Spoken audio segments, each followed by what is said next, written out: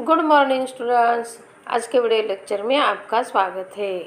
8वीं कक्षा सब्जेक्ट हिंदी सुलभ भारती दूसरी इकाई में से पोएम नंबर फर्स्ट यानी कि कविता क्रमांक 1 धरती का आंगन महके, इस कविता की पढ़ाई करते हैं। धरती यानी अपनी भारत माता। तो बच्चों, सबसे पहले मैं देती हूँ इस कविता का परिचय।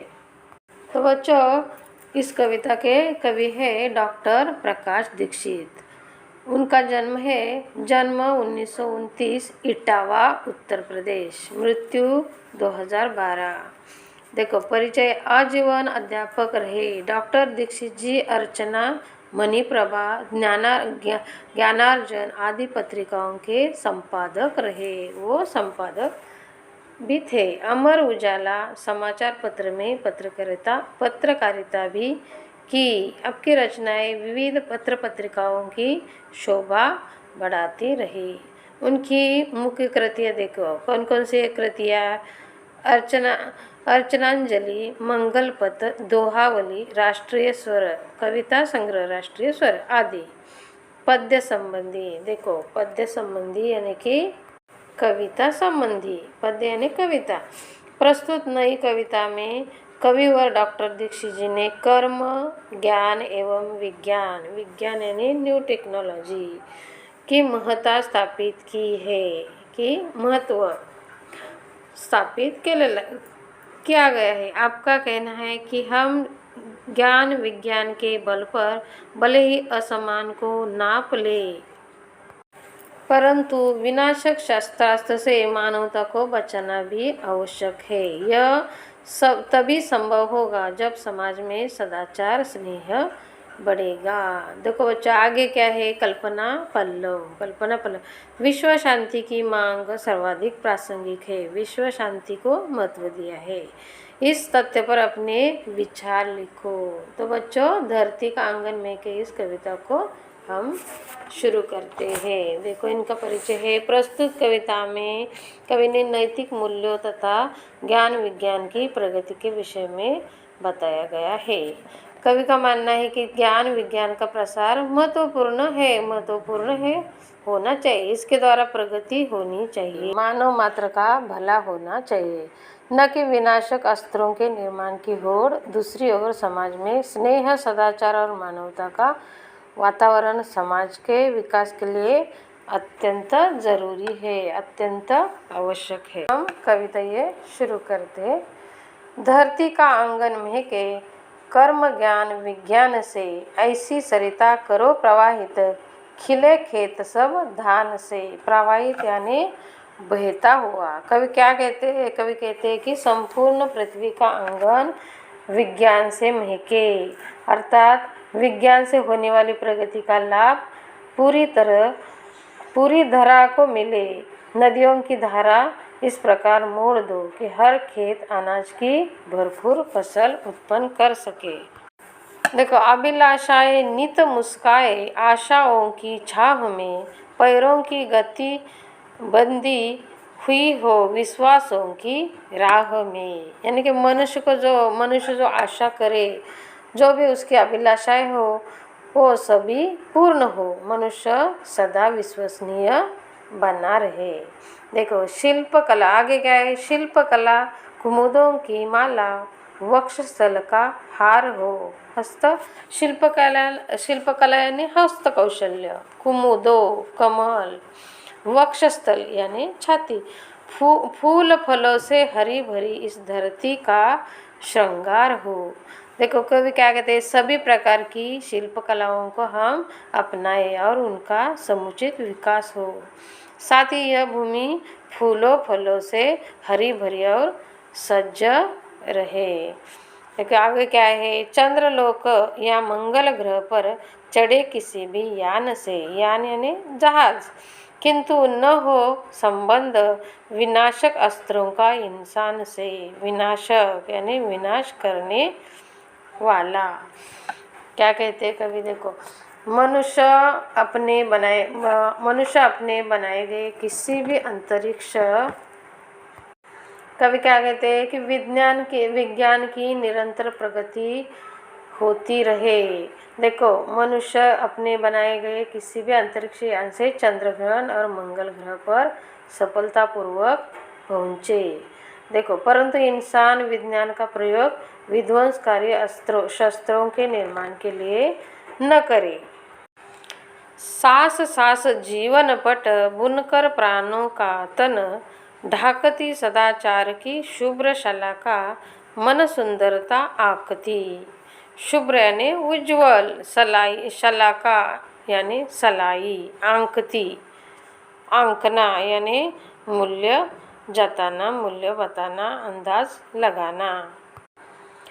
प्रत्येक मनुष्य का जीवन मानवीय गुणों जैसे सदाचार, पवित्रता आदि से परिपूर्ण हो। कभी कहते हैं सदाचार, पवित्रता आदि से परिपूर्ण हो। नैतिक गुण ही हमारी सुंदरता के परिचायक हो।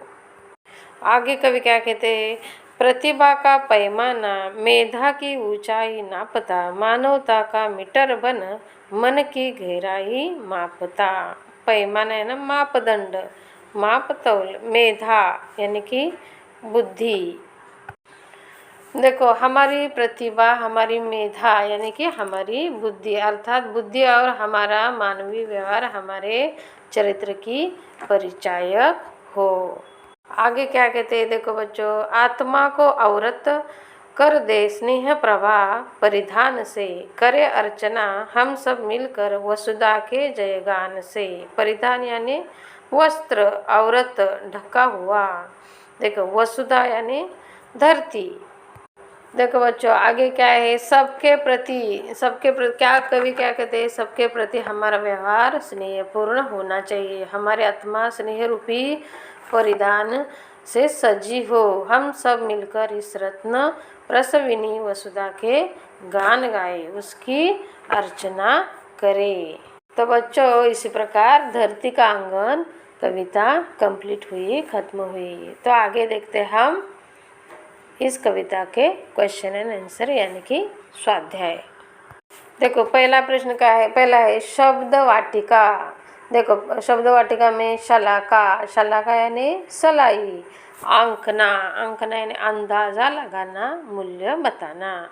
पैमाना, पैमाना यानी कि नाप, नापना, तौल, मापदंड। आगे क्या है, मेधा, मेधा यानी बुद्धि। औरत, ढका, लौटाया हुआ। वसुधा यानी धरती, अवनी, धरा। देखो, आगे का प्रश्न है सूचना के अनुसार कृतियाँ करो, प्रवाह तालिका पूर्ण करो, कवि की अपेक्षाएं। फर्स्ट क्रमांक क्या है, कवि की अपेक्षाएं। तो उत्तर है, पहला है पूरी धरती का आंगन ज्ञान विज्ञान की सुगंध से महके। 2, सभी खेतों तक नदियों का जल पहुँचे ताकि वह धान की भरपूर फसल हो। 3, शिल्पकला खूब विकसित हो। 4, यह पृथ्वी फलों फूलों से हरी भरी हो। आगे क्या है, दूसरा क्वेश्चन, कृति पूर्ण करो। देखो, धरती का आंगन इनसे महके। 2, धरती का श्रृंगार इनसे होगा। तो उत्तर है पहले कर्म ज्ञान से, विज्ञान से। 2, धरती का श्रृंगार इनसे होगा, फूलों से, फलों से। 3, उत्तर लिखो, मेधा की ऊंचाई नापेगा। 3, मेधा की ऊंचाई नापेगा। उत्तर है प्रतिभा का पैमाना। 2, हम सब मिलकर करें। उत्तर है जयगान से वसुधा की अर्चना। प्रश्न क्रमांक 4, कृति करो, मानव अंतरिक्ष यान से यहाँ पहुँचा है। तो उत्तर है चंद्रलोक, मंगल ग्रह। देखो बच्चों, आगे क्या है, भाषा बिंदु। निम्नलिखित शब्दों के समानार्थी शब्द लिखो तथा उनका वाक्यों में प्रयोग करो। पहला है शरीर, मनुष्य, पृथ्वी, छाती, पथ।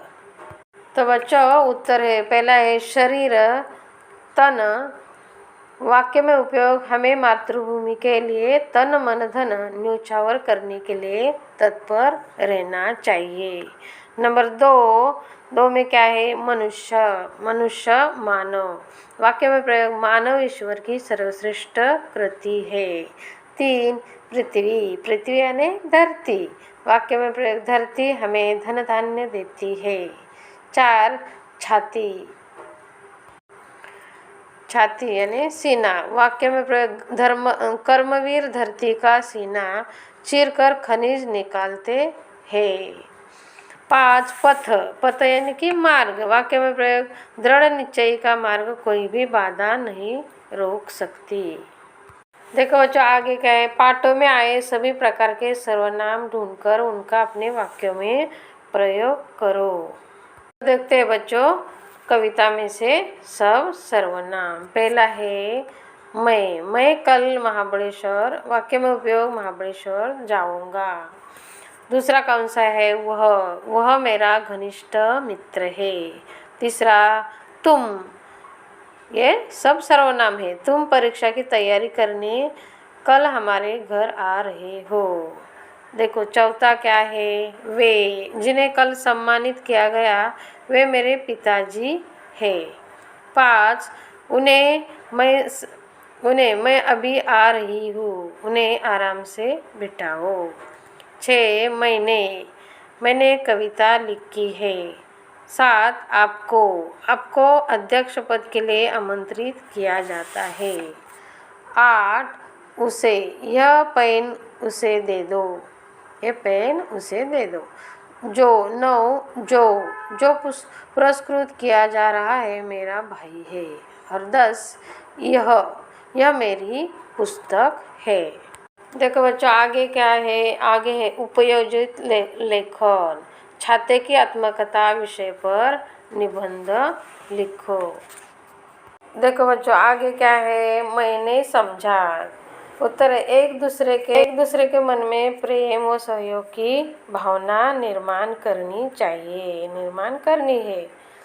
और क्या है? मनुष्य को अपने कर्म ज्ञान विज्ञान से विकास की ओर आगे बढ़ना चाहिए ना। यह संपूर्ण धरती पर रहने वाले लोग हैं, वह एक परिवार जैसा है, एक परिवार ही है और हम सभी उसके सदस्य हैं। इस भावना में ही संपूर्ण मानव जाति का विकास निहित है। तो बच्चों यह कविता इस पर खत्म हुई और उसके क्वेश्चन आंसर भी स्वाध्याय भी कंप्लीट हुआ। तो बच्चों इस तरह से मैंने आपको ये पोएम एक्सप्लेन किए और उसके क्वेश्चन आंसर भी कंप्लीट खत्म हुए हैं। तो बच्चों मैं आशा करती हूँ कि तुम्हें सब समझ में आया होगा। तो बच्चों आपको ये वीडियो अच्छी लगी हो तो लाइक सब्सक्राइब और शेयर ज़रूर करो। Thank you. चलो फिर मिलेंगे अगले वीडियो में। बाय।